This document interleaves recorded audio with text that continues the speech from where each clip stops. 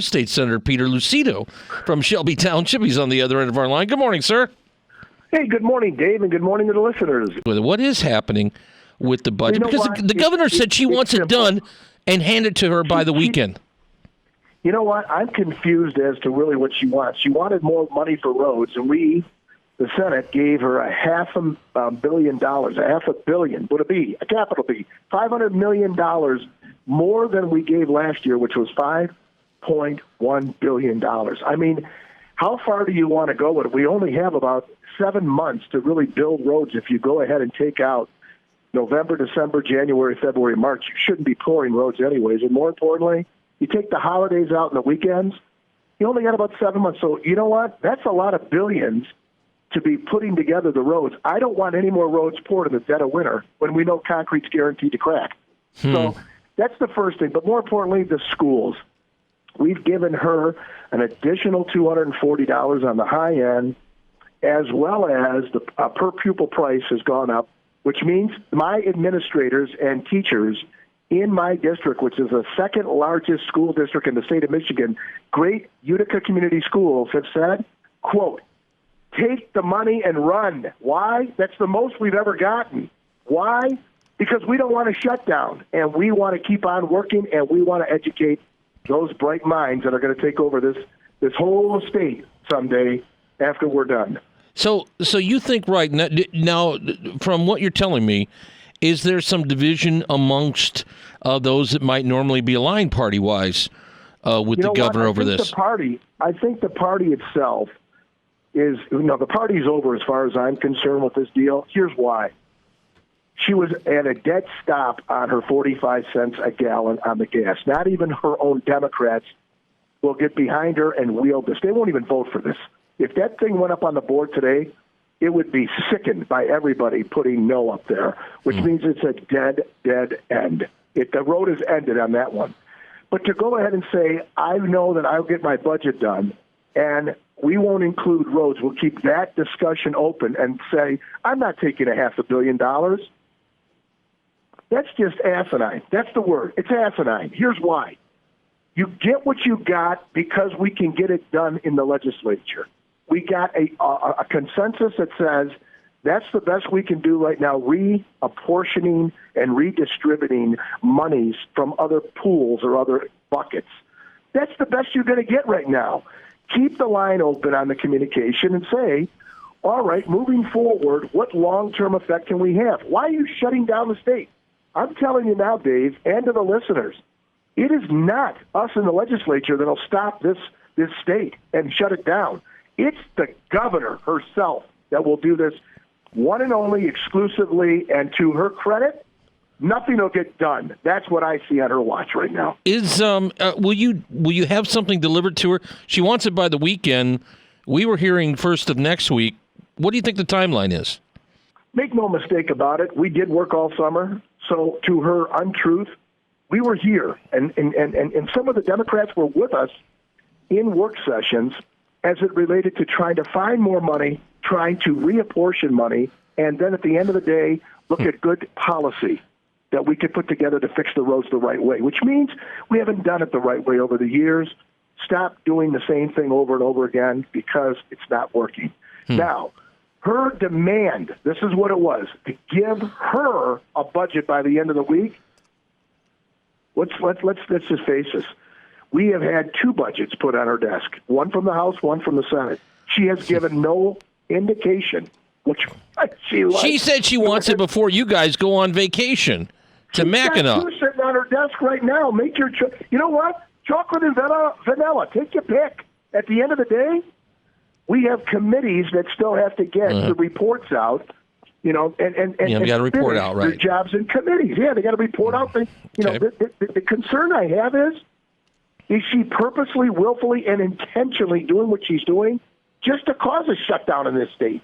Somebody off the media should say, why are you making these demands at the last minute? I wouldn't see that as likely just because I tend to buy into the idea that when there is a shutdown, that rightly or wrongly, fairly or unfairly, a governor tends to own that more in the public's eyes and has in the past here in Michigan more than the House or Senate. So I would think it's something to be avoided if you're a governor of whatever party, okay? But I agree with you wholeheartedly. And the last shutdown, which was not a shutdown, it was a delay. It was actually a pause for 2 hours, if you recall, and the budget got signed. In this case here, the governor had agreed openly and publicly that she understands that she cannot get $2.5 billion or 2.6 in this budget, and she will keep the lines open with the House and the Senate to continue the negotiations on how to fund the roads long term. You know, this thing has been going on for years. Public Act 51 that's been around for almost 70 years on funding the roads needs to be relooked at, and she knows it. And at the end of the day, you don't take something in 6 or 7 months of her governorship and try to go ahead and get $2.6 billion from somewhere that it's not, you know, you're going to tax the people, and they don't want it. This whole state doesn't want it. all right, lightning round here. First of all, UAW strike. What are your feelings here? You've got plenty of people in your township. Should have never happened. It's all they had to do was give them 24 more hours, General Motors, and say by this time tomorrow, and they would have had enough time. The reality is, now that the benefits have stopped, the health benefits on the employees, you know, let's pick these pieces up, guys, and get it together. Let's get it done now. And the reason why is having a strike and losing millions, now to be billions if we let this go too long, from our export on our GM cars that are going into China. You know, we export and receive the most. The most sales are in China right now. So let's go ahead and keep doing what we're doing. Get it done.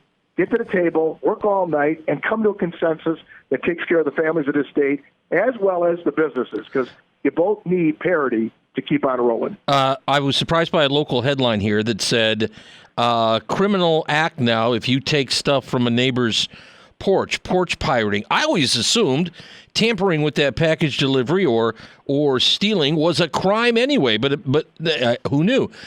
This is something you were pushing here to add some penalties, right? You're darn right, and here's why.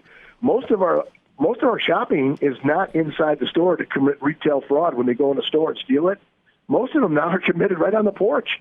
Why? Amazon is delivering more packages, and we're seeing more gross sales from computer sales, because that's the way our millennials, now I don't know what they call them, but these new generations are doing all the buying. Generation Z. Hey, thanks, Dave. You know what? You just made me feel old. So at the end of the day, it's a good idea that we go ahead and say, you know, enough's enough. The feds aren't enforcing it, and it's a federal crime because it's a package that's in interstate commerce. The reality is we're going to go ahead statewide and beat up the criminals that are taking either up from a misdemeanor or felony level. All right, last one. This is the one that caught my eye. I like this idea because I get this stuff mixed up, and one's in the wallet, one's in the glove box. Now I can have my insurance on my phone. I can pull if I need to. I don't want to get pulled over, but let's say I do. Boy, there's my proof of insurance.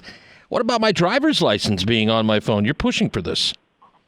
Blow you away, Dave. I put the bills in regarding electronic registration, electronic insurance on your phone or your iPad or your tablet, and now I want the driver's license, and here's why. The people that make the driver's license in this state are the same people that can give us the app to put on our phone to have our driver's license secure. They are also TSA approved. They are also the ones that actually run the security in TSA here at the airports. And I figured, you know what? We are all now into that stage where electronics are at our touch at our fingertips. And it's an option, meaning you don't have to do this, but if you want to have it that way, you're carrying around your credit cards anyways electronically. You're carrying around important documents, including your airline ticket. It comes to your app on your phone from Delta or any other of those airlines. And today, Lucido says, Senator Lucido wants to have your driver's license on your mobile device so that if you do get pulled over, you don't have to worry about, was it in your purse, was it in your pants, was it in your glove box? It's right there. Everybody carries a cell phone, and it's secured. Again, it's secured. I got my Tiger tickets on the phone, too. By the way, I'll sell you some for $2. If you want to go. They're box seats, by the way, for the last game of the season. Peter Lucido, Shelby Township, and he is an old man. He's a week older than I am, so he's old. And I always appreciate you coming on as we rapid fire. Thank you, sir. Steve, have a great day, and all the listeners, enjoy the great weather.